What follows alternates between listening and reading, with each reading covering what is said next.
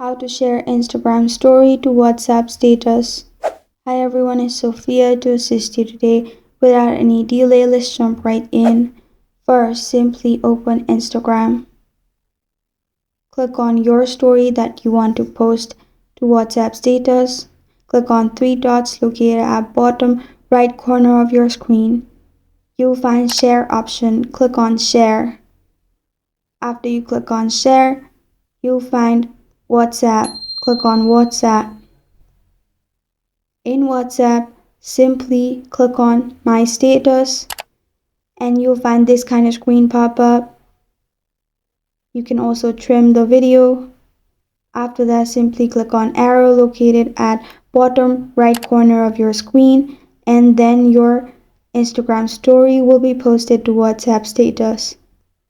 This is how to share Instagram story to WhatsApp status.